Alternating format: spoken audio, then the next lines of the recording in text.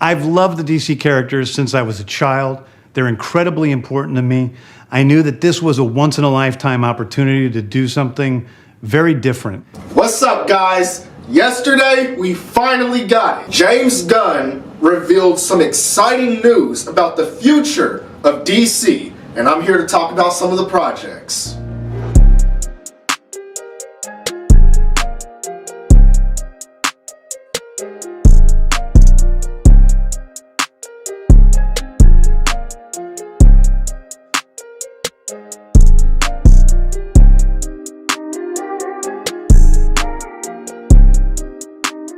Initially, a lot of people were pretty upset with the fact that James Gunn was taking over DC. And of course, now those exact same people are gonna jump on the I love James Gunn, I always love James Gunn bandwagon.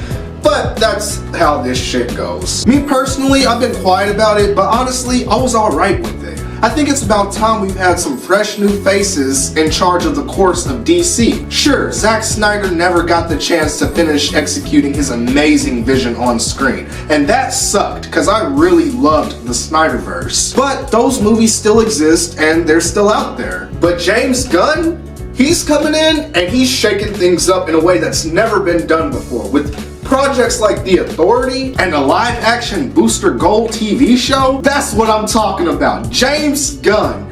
Y'all, this is a real DC fan. You can tell just by the way he talks about these projects. Storytelling is always king. That's all that matters to us. And I want to be true to those stories. I want to be true to you guys and really give you something different than you've ever seen before. He's so excited and he's really taking advantage of this rich universe and the characters they have to offer. It's gonna be refreshing. The first phase is titled Gods and Monsters, and it's a lot of wonderful looking projects on this list, including Superman Legacy and Waller. When I saw that tweet of James Gunn reading All-Star Superman in the morning, I knew he was making some big plans for the Man of Steel. This man was stunning. It's gonna be a story in Clark's life taking place when he's younger, still figuring out how to balance himself with his human upbringing and his Kryptonian heritage. If they make this anything like Lois and Clark, that would make me ecstatic. And then you got Viola Davis reprising her role as Amanda Waller in a new Waller TV show. Amanda Waller is a highly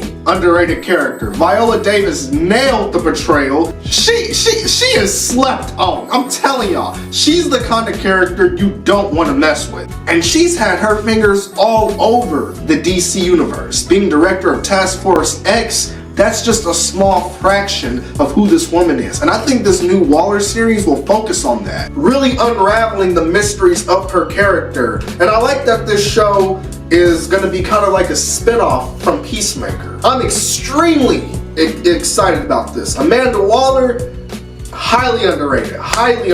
And anything that features her, Cadmus, Task Force X, the Suicide Squad, all of it is gonna be good. It always is. One thing I wasn't too sure about though was Swampthing, a solo movie. I'm happy it's going to be a horror movie, but honestly, people don't care about Swampthing. They don't even know who he is. In my opinion, I think they should have taken this opportunity to do Justice League Dark and introduce Swampthing in that movie. That would kill it. John Constantine, Dead Man, the Upside Down Man, hell, even Perpetua. It's so much you can do with Justice League Dark. It's one of the best stories ever told with DC. It would make Doctor Strange in the Multiverse of Madness look like a PG-13 middle school kids movie. I just feel like, again, this is just my opinion, I feel like doing a Swamp Thing movie is really, I feel like they're not living up to. There's so much more you can do with that. It's like, let's introduce Swamp Thing in this big, huge movie that features all these other characters and other great stories. Justice League Dark is one of the best stories out there. I could be completely wrong on this, and I'm excited for it. I'm just not sure about it. If they can execute it properly, and you know, I'll be back on here with the review telling y'all, hey, I was wrong. This movie rocked. But I just don't know. I just don't know about that. A solo movie solely dedicated to Swamp Thing. The only thing that's got me really excited is the fact that it's going to be a horror movie. Other than that, everything else on this list really looks exciting though. I think the Lantern series is probably my most anticipated series, along with Waller. Now we know with the Batman Part 2, that's gonna come out in 2025, along with Avengers The Kang Dynasty from the MCU. But the Batman franchise is gonna be separate from this new DC universe, which honestly, I hate that. I wish it was connected. But James Gunn is coming out with his own Batman story for the DCU, titled Brave and the Bold. And this is going to be a Batman story that features Damian Wayne and Bruce's relationship with his son. Basically, we're getting a live-action version of the son of Batman. I hate Damian Wayne. I gotta be honest, y'all. I despise this kid. Prepare some tea, Pennyworth. Brown sugar instead of white. Fresh cut lemon. A china cup. Perhaps Master would like some warm mixed nuts and a moist hand towel. Watch yourself, Pennyworth. I'm not so young that I don't understand sarcasm. While I am much too old to care.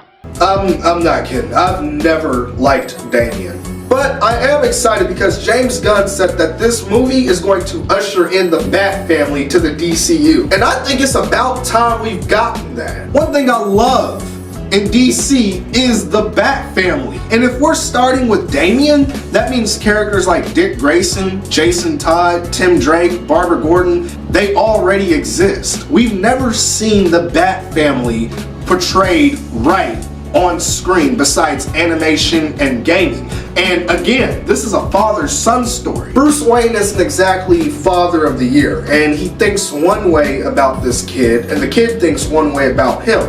But by the end of the story, they learn to think a different way about each other. And honestly, I like it. I like the Son of Batman movie. I like the story. I just don't like Damian Wayne. Guys, chapter 1 of the DCU makes things look very bright for DC. And basically, they're gonna use the Flash movie to reset everything and give birth to this new universe. And that's a really smart thing to do. That's exactly what happened in the comics after Flashpoint. At the end of the day, people can say whatever they want about James Gunn. None of them are in his shoes. None of them are in charge of anything when it comes to DC. None of them have to answer to Warner Brothers. James Gunn, like I said, since I first saw that tweet with him reading Superman All-Star at like 7 or 8 o'clock in the morning with his morning coffee, I knew. I had a feeling that this dude was going to do some good things for DC. For the first time, we have more variety. We have a clear, set-in-stone plan that's going to stay true to the source material, and we still have Elseworld stories like Shazam! Fury of the Gods. Guys, let me know down below which DCU project excites you the most for the future. James Gunn is doing some great things, and I think I speak for every real DC fan when I say I'm here for it. If you like this video, please give me a thumbs up. If you're new here, be sure to subscribe. Thank you so much for watching, Super Friends, and I'll see you next time.